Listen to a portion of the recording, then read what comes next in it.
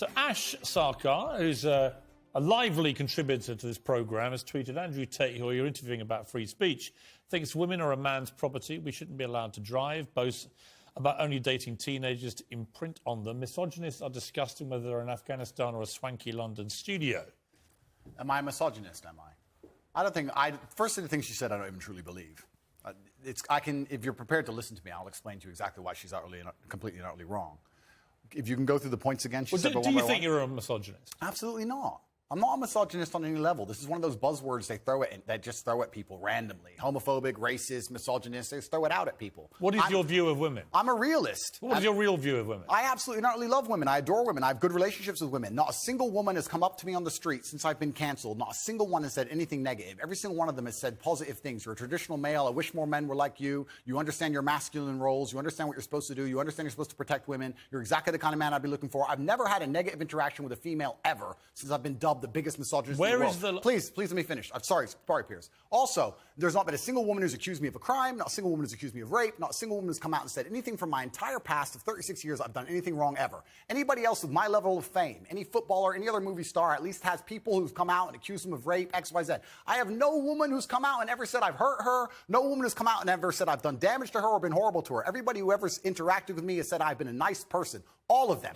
So this random Twitter nobody who seems to know so much is full of... All right, you've responded to her tweet. Yeah, she's a liar. But where is the line for you between masculinity, which I will always defend, and which I agree with? I think a lot of women like men to be masculine, and what has become known as toxic masculinity. And the reason I ask you is that you are engaged in that debate with men all the time. Where is the line for you where men shouldn't cross, where the behaviour should be kept within a line? Please define toxic masculinity. Well, you tell me what you think it crosses a line from being a masculine, good man to a bad man. There's no such thing as too much masculinity if it's genuinely masculine. Genuine masculinity is not out here to hurt people. It's absolutely the opposite. It's out here to protect. And when bad things happen, they call traditionally masculine men. If you need a firefighter, you need a masculine man. When you call the police because of the problem you have, you want masculine men. And as soon as a woman or a man is in trouble, when you look for backup, you look for masculine men. And masculine men have a duty to provide and protect those they care about. We have a duty to do things we don't feel like doing because we know we're supposed to do them. And that's why we stayed in the Titanic and died. Those were masculine men. Where did you get your views about this from? This is what I grew up with. It's the family I grew up around. And your father, your mother, yeah, both? and the world I lived in. And I think a lot of the things I'm saying now about masculinity and how people should act in the world, how the world should function, were considered completely normal and accepted by everybody only 20 years ago. I think the world's just lost its mind. For me to stand up and say a man should protect a woman now gets to be called a misogynist and canceled. If I said that 10 years ago, everyone would say, duh. And what's funny is, everyone who argues against me and says men shouldn't protect women, especially all the feminists, if they were with their boyfriend and a man broke into their house, guess who they'd expect to go downstairs? Who do you think? Think they go themselves? Are they going to Afghanistan? No, we send men to do these things. So well, we send women in the armed forces too. You have to generalize when you make points. There are many courageous people. Exceptions do not disprove the rule.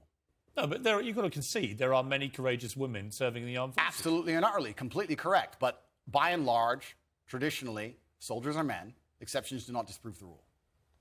Well, it's not an exception. It's a fact that there are a lot of women now in the armed forces. Correct. But if you were to take the average soldier, they are a male. If you're allowed to say who's a male and who isn't nowadays, I'm assuming their gender, I apologize. If you were to take the average soldier, they're a male, which means that exceptions are the female soldiers, because there's a lower percent of them, a lower probability. Exceptions do not disprove the rules. Men do the fighting. Right now in Ukraine, men cannot leave. Women are allowed to leave because men have to fight in the front line and women are allowed to go to Dubai. That is how it is.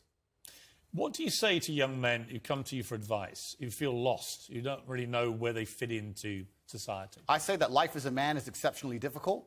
I say the most beautiful and the most terrifying thing about being a man is you're born without value. Society doesn't care about you. You're only going to be cared about based on how useful you are. You have the chance to build yourself up and become a superhero if you're prepared to do the hard work and be indefatigable enough to never quit. But if you're going to stand around and wait for a handout, nobody's going to ever respect you. And I think that a lot of people have forgotten about how difficult and how competitive it is as a man. We're always in constant competition with each other. And it's your duty as a man to stand up and say, I want to be as important and strong and good-hearted and God-fearing as possible, and I need to work hard to achieve those things. Dame Sheila Hancock says we've become too over-emotional as a society, crying too much about everything. Has she got a point? She's completely right. And the dangerous thing about overly emotional men is that they're dangerous. They're genuinely dangerous. This is what's crazy. All these people who talk about toxic masculinity and how bad it is for men to be traditionally masculine. A traditionally masculine man does things he doesn't feel like doing because it is his duty to do them. He charges into the building because it is his duty. Not because he feels like it, because it is his duty. We're now teaching the new generation of men that they don't have duty and they can just act on their feelings and act how they feel, and they don't have to act as a man should. Do you know what happens when you get men who just act how they feel?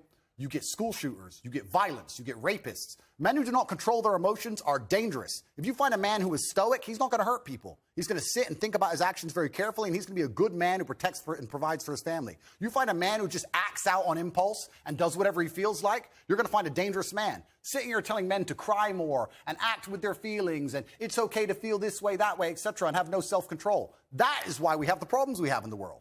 Absolutely and utterly wrong. So when they talk about toxic masculinity, they have it completely inversed on its head, completely and utterly wrong. We need to be teaching stoicism. We need to be teaching young men to understand that the world is very, very difficult. It's hard to be a man. You're going to feel bad sometimes. You need to suck it up and perform anyway. Not to sit there and cry your eyes out or blame other people. Tough or being a woman, out. too, in modern society. It's certainly tough being a woman, but I'm not a woman, so why would I speak on issues I do not understand? I'm a man. You can feel an empathy for women. I feel empathy, certainly, but I do not understand their issues. See, a lot of men come up to me and they admire you. I've got to say, a lot of women I've spoken to don't admire. They think you represent misogyny. They think when they hear you not commit to saying the Taliban shouldn't be banning women from university education, well, why can't he just say that's wrong? Well, firstly, that's not my experience. I experience the absolute and utter opposite of that. Secondly, it's because it's a moral point I'm making. My moral point is I speak on things I understand. I speak on experiences I've had. But do you believe in equality? Yes. Sure. I speak on subjects I know intimately. I do not feel qualified. I'm a realist, and I do not feel qualified to sit and discuss the gender laws in Afghanistan. I have not been to Afghanistan. I have not researched the subject thoroughly. I'm not going to sit here and say how the Taliban should be running their country. It's nothing to do with me. I find it quite flattering, Piers, that although, I understand I'm monumentally influential, the most Google man on earth, etc., I find it very flattering that you think I have some kind of control over the domestic policy of Afghanistan. But I assure you I don't. I don't. No, so it's nothing to do with I'm not asking you to have a view on having influence of a domestic policy. I'm sure the Taliban couldn't give a stuff what either of us say about it.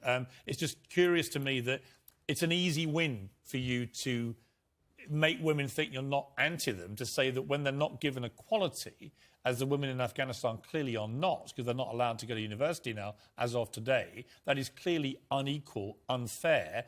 We should all be able to agree that that is wrong. Well, certainly, as a realist... Even you, tough guy Andrew It's Tate. not tough guy. I am a professional. As a professional, I can state that, yes, it is not equal.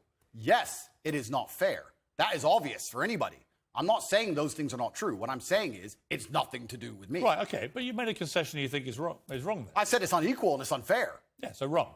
Well, perhaps. Force yourself, Andrew. No, perhaps it's wrong under certain moral guidelines, but under the moral guidelines which are currently in charge of the jurisdiction of Afghanistan, they don't believe it's wrong. It's nothing to do with me. Well, I'm not going to sit here and tell other countries how to run their laws. I'm going to live in societies with laws I respect. You know what? I'll take unfair and unequal. Sure. Because that's self-explanatory.